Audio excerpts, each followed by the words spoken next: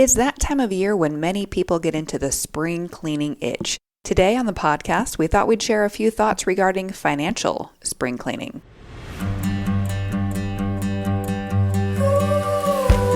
This is the Money Master Podcast from Brindle Bay Wealth Management with Tori Tenhagen, Connie Davis, and certified financial planner Nick Davis. So you understand the idea of decluttering your home, but what about when it comes to your financial accounts and your financial plan? So it is spring. Happy spring, everyone. Yeah, here with doesn't feel like it. It does not feel like spring at all. No, it started off very cold the first day of spring. Freezing our butts off at baseball this weekend. Well, and then now it's humid and gloomy. 80 Yeah. something today. It's Texas. It's just been rainy all week. Yeah. Yes. Welcome to Texas weather. But it's spring, right? So a lot of people get into the decluttering bug or the cleaning bug. I don't know, Nick or Tori, about you guys when you were little, but I remember my grandma and my mom would both, it's spring, got to do our spring cleaning. And it was like you just tear apart the entire room, right? You clean every single little thing. Baseboards. And then you put it all back together. And oh man, I was like, you know what? I got to go to a friend's house. That's I'm the out. Saturday you leave. Yeah. I didn't like that kind of cleaning, but I love cleaning the garage. I used to Yeah. do that. It was like an all-day thing. It is crazy though, because now as an adult, when it's springtime, it just happens to be like, oh man, like a couple weeks ago, I cleaned all of the light fixtures. I was like, oh my gosh, what is happening to me? It's happening. But you know what? You always feel better after it's done, right? So it's the same thing with our financial cleaning up, right? It's going to feel better getting your financial affairs cleaned up. So let's talk about what that looks like. So should we do it every spring? Is that what you're saying? Well, I mean, here at Brindle Bay, we have our review season during February, so it's almost springtime, right? And I mean, spring could be a good check-in point. Yes. Maybe don't just do it every spring, but it's a good go through your checklist in the spring and make sure you've done all these things. Yeah. Makes sense. So let's talk about what some of these are. Consolidating accounts, right? A lot of people, some people will have more than one account, or they have accounts scattered all over the place. So for spring cleaning, if you've got a bunch of accounts everywhere, you can try to reduce them down. Yeah, if you've got old 401ks or people things have that a you can lot of roll stuff. together. There are things that people. I mean, Connie, how many times have we known somebody for 5 years and then they're like, I just found an account. Yeah, I was going to say, it's not uncommon for us to get a phone call. Hey, I think I just found some money that I forgot about, or I didn't know about, or I got this statement in the mail. I'm like, what is this? Do you need to? I mean, can you have multiple 401ks? Can you have multiple IRAs? What's the point?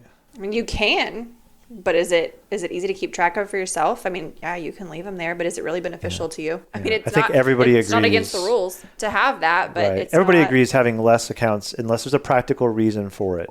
Like, for example, sometimes we'll split up, we'll have multiple IRAs because it just helps with the mindset of that person if they're going to spend one of those down for 3, 4, 5 years. But it has a purpose. Right. Or we just opened another non-qualified account recently where the person was actually, stopping to pay for their, I did not advise them. They chose to not pay for the long-term care insurance and their old universal life policy.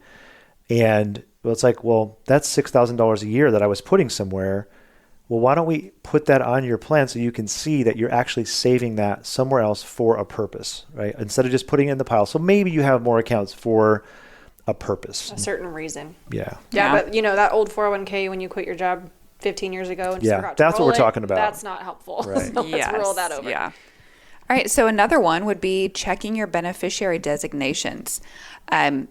Some of your accounts you may have set up 10, 15 years ago. And even if you set it up 5 years ago, maybe you forgot to add a contingent beneficiary.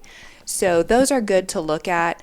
Sometimes they need updating, sometimes they don't. Especially because your beneficiary designation, and we say this a lot, so, bear with us, but your beneficiary designation overrules a will. I mean, it overrules everything. It's how your money moves when you are not here. If you have a beneficiary designation, I mean, if wrong, your will says you want it to go to Sally, but your beneficiary designation says it's going to John, well, John's getting it. Yeah, so definitely check up on those. Another one, send your financial planner your taxes. So spring is What? tax season. People do that? Tax season's here. So that's odd. People listening don't usually do that. Like Why is that? across the board, the financial planners, again, we think planners are different than advisors, but we're in the same, group in people's brains, right? Financial advisors do not ask for your taxes. To us, it's reckless to do any kind of planning or even move any money or anything without looking at your taxes. So, Well, it'd be very unwise for us to tell someone to take a distribution and not know how it's going to affect them, or right? how, what it's going to do, or how you're investing, even, right? Or making changes. So yeah, sending your financial planner your taxes, great idea. Probably should do that. Now, if he or she says, "What do you want me to do with this?" Well, then you better have more questions. Yeah, or they say, "Well, that's not, okay, thank you for that, but we don't really do much with that." No, that's a financial advisor. Maybe it's not necessarily a financial planner, because financial planners, they do want to see your taxes. Yes, very good. Another one, check in on your overall plan. Are you reviewing your plan with your advisor?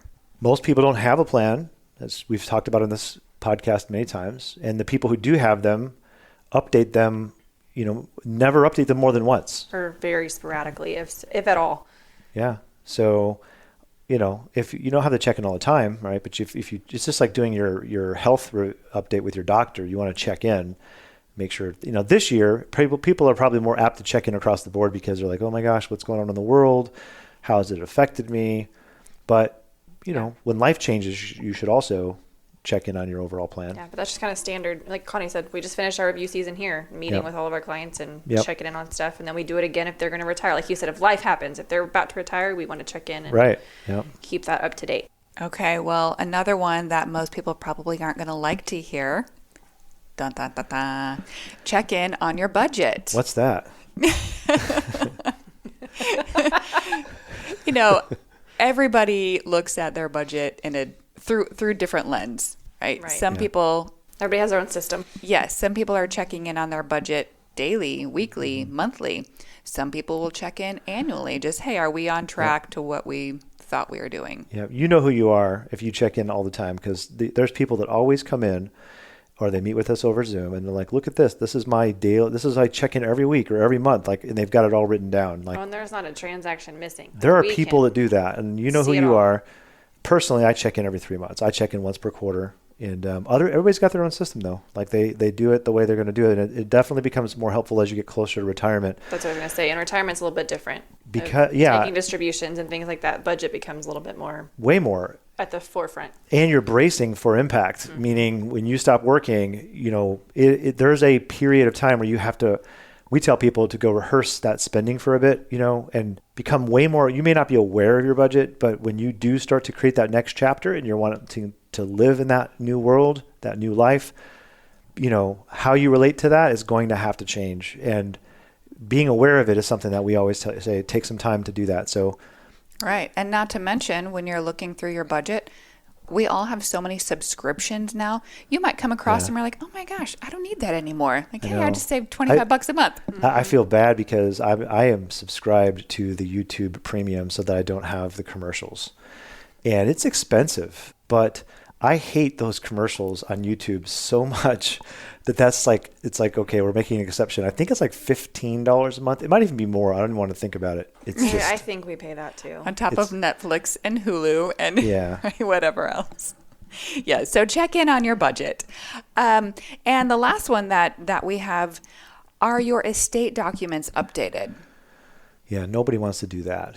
Yeah, right? That's when we see a lot of people, I need to, but they've said that for 3 years. Yeah. Every time we've asked. Yeah.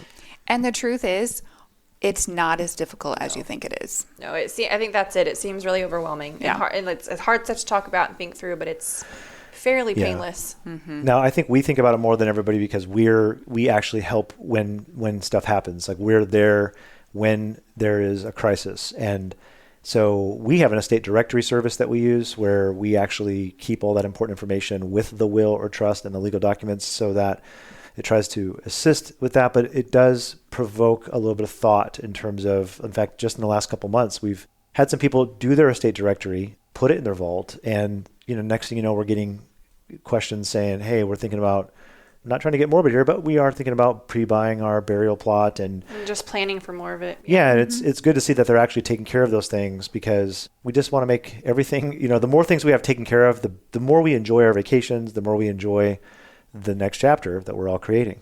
Yeah, so just like spring cleaning our house is never a fun or enjoyable thing to do, but once it's done, it's nice to have the clean house. Oh, that was so nice. I'm glad I did that. So consider doing some financial spring cleaning. Think through any of the topics that we discussed. You might have some others that come to your mind, but as always, we are here. If you have any questions, you're welcome to reach out at 214-988-9178 or send us an email at hello@brindleandbay.com.